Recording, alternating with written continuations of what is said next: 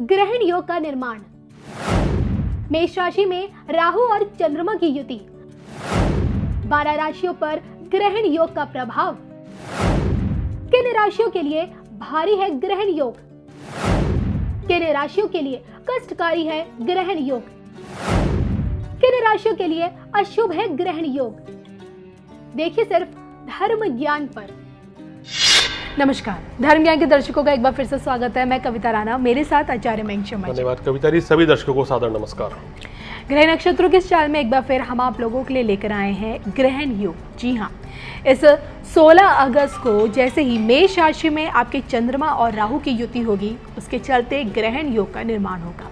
ग्रहण योग जिसे एक नकारात्मक योग की तरह देखा जाता है, क्योंकि ग्रहण है, तो ऐसे में राहु और चंद्रमा का ये ग्रहण योग किस तरह से आपके जीवन पर भी ग्रहण लगा सकता है, किस तरह से आपके सुख साधनों में ग्रहण लगा सकता है, आपकी तरक्की पे ग्रहण लगा सकता है, और किस तरह से आपके आगे के जीवन पे भी ग्रहण लगा सकता है, ये आज हम जानेंगे राशि अनुसार मयंक जी से। आइए सबसे पहले ये समझने की कोशिश करते हैं कि राहु चंद्रमा की युति से बन रहा ये ग्रहण योग, इसका मतलब क्या होता है और किस तरह का प्रभाव इस ग्रहण योग में देखने को मिलता है। बताइए मयंक जी। बिल्कुल, देखिए महीने में एक बार जो है राहु चंद्रमा की युति होती है जी, क्योंकि चंद्रमा एक राशि में 2.25 दिन रहते हैं और राशि परिवर्तन करते करते वो जब जब शनि के साथ आएंगे तो विषय योग का निर्माण कर देंगे, केतु और राहु के साथ आएंगे तो ग्रहण दोष का निर्माण कर देंगे, और ये 2.25 दिन की स्थिति रहती है। अब 16 अगस्त की रात को 9 बजे ये योग शुरू होगा और 18 अगस्त की रात भर ये योग चलेगा और 19 तारीख को सुबह 4 बजे तक ये योग चलेगा।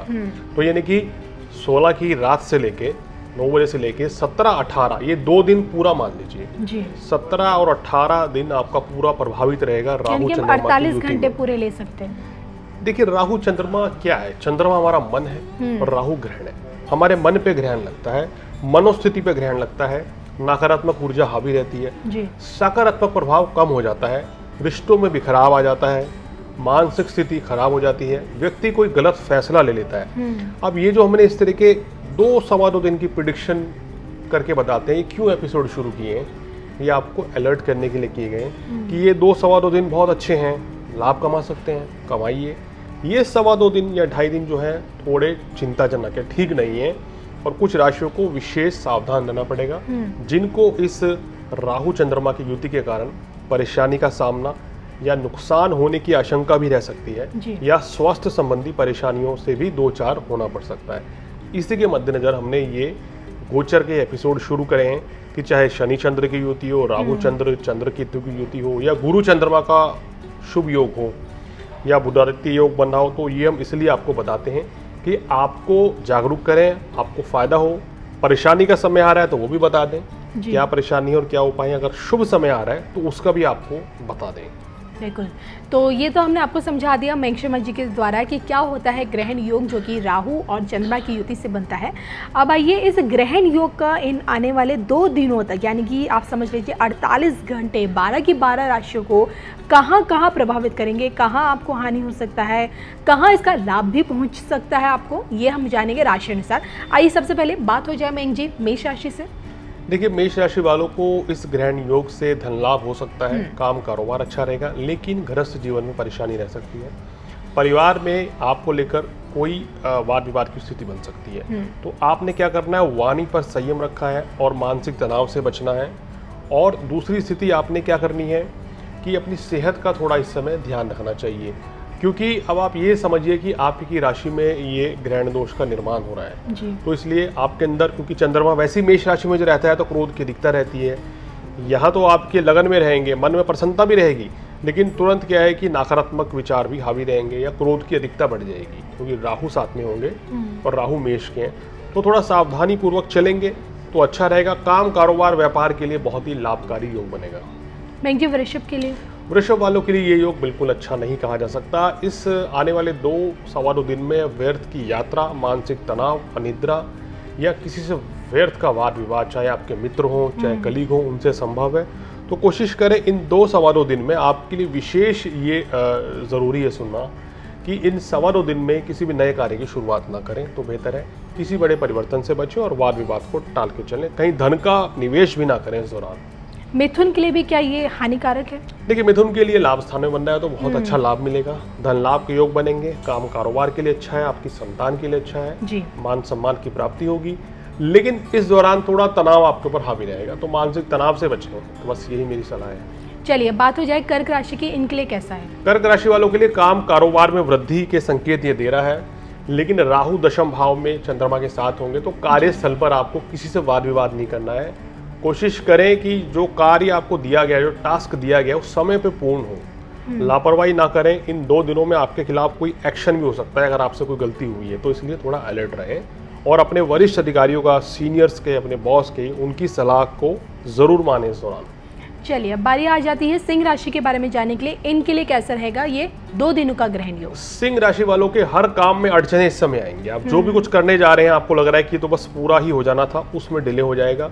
और ये डिले इन 2-3 दिनों में आपको देखने को मिलेगा कि वो काम किसी न किसी तरीके से हो नहीं पाएगा जी। यहाँ आपको अपने पिताजी की सेहत का भी ध्यान रखना है और जितना ज़्यादा आप धर्म कर्म में रुचि रखेंगे उतना ही आपके लिए बढ़िया है। भाई बहन के साथ किसी तरह का वाद विवाद टालें। नौकरी या व्यवसाय में इस समय किसी बड़े परिवर्तन से आप बच लें। मैं जी कन्या के लिए? कन्या राशि वालों के लिए देखिए, ये जो युति हो रही है, अब हम कहें कि अष्टम भाव में हो रही है। यहाँ आपके स्वास्थ्य के दृष्टिकोण से ये समय ठीक नहीं है। इन 2 दिनों में आप किसी पुरानी यादों को लेकर तनावग्रस्त हो सकते हैं, अननेसेसरी स्ट्रेस, या भविष्य को लेकर तनावग्रस्त रहेंगे किसी भी प्लानिंग को लेके, तो उन चीज़ों से आपको यहाँ बचना चाहिए तो अच्छा रहेगा। सेहत का ध्यान रखें क्योंकि अष्टम भाव में राहु चंद्रमा की युति जो है आपको कफ कोल्ड की समस्या या पेट संबंधी रोग से 2-4 करा सकती है। तो इन 2 दिनों में फास्ट फूड खाना, अगर आप कहना चाहिए नॉन वेज खाते हैं, ड्रिंक करते हैं, तो उससे भी बचें तो आपके लिए अच्छा रहेगा। अब तक हमने मेष राशि से लेकर कन्या के जातकों के बारे में जाना, अब बारी आ जाती है तुला के बारे में जानने की। देखिए, तुला वालों के लिए काम कारोबार के लिए राजयोग बड़ा सुंदर है। मान सम्मान की प्राप्ति भी होगी और आपके जीवन साथी के साथ संबंधों में मधुरता भी रहेगी। लेकिन राहु के साथ ग्रसित हो गए हैं तो पार्टनरशिप के जो कार्य हैं वहाँ आप एक काम कीजिए, अपने पार्टनर के साथ किसी बात को लेके बहस हो सकती है, चाहे लाइफ पार्टनर हो चाहे आपका बिजनेस पार्टनर हो, तो ये विवाद टालें तो बहुत अच्छा रहेगा।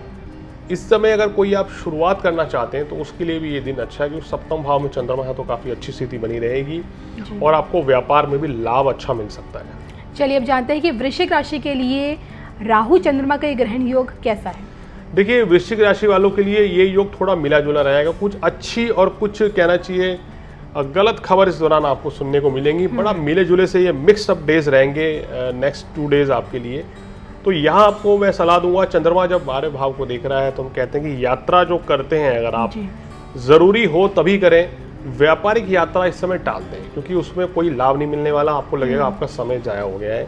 जो लोग ट्रैवलिंग का काम करते हैं उनको भी इस समय कोई उम्मीद के मुताबिक धन लाभ नहीं होगा। व्यर्थ के वाद विवाद, व्यर्थ के कहना चाहिए बेफिजूल की बातों से आप उलझे रहेंगे।